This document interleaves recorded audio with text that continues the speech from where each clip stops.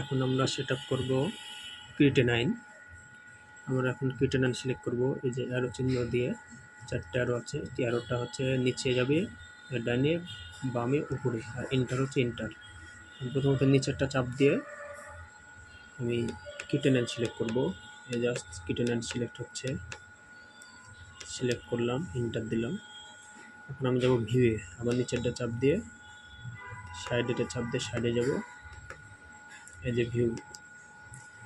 এখন এখানে ক্রিটেনাইন নাম লেখা আছে ক্রিটেনাইন, মোড হচ্ছে fixed time, blank no, QC no, filter 510, delay time 30 second, read time 90 second,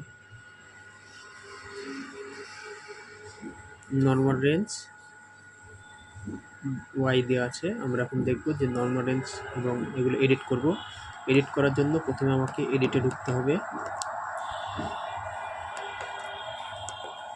ক্রিটেনাইন, তারপরে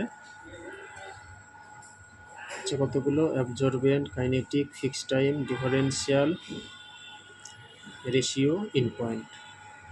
আমি এখানে যেহেতু ফিক্সড টাইম, ক্রিটেনাইন যেহেতু ফিক্সড টাইম মোড, এখানে ফিক্সড টাইম সিলেক্ট করে রাখলাম।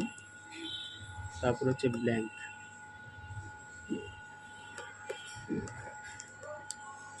তারপর হচ্ছে ব্ল্যাঙ্ক নো দিলাম, কিউসি নো,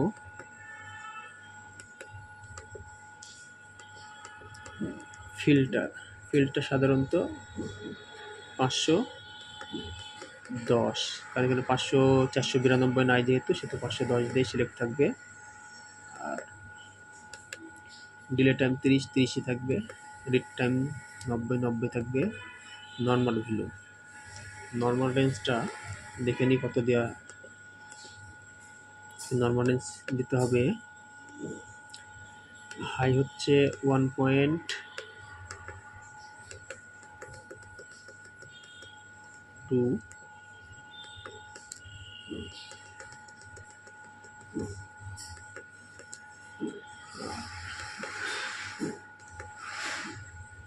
লো হচ্ছে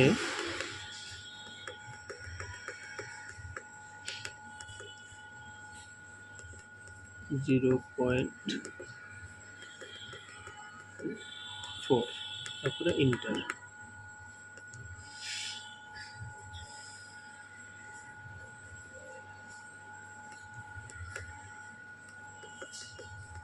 ডিসকে পেজে ইন্টার দিলে চলে যাবে। ভলিউম যা আছে তাই থাকবে।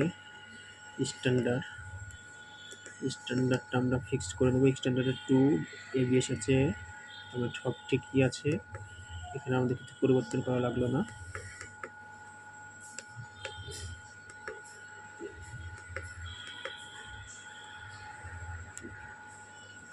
তারপরে ইউনিট এমজি পার ডিএল,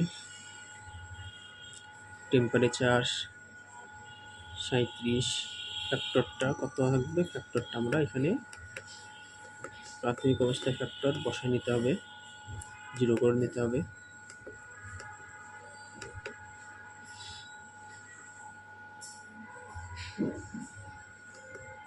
তারপরে সেভ।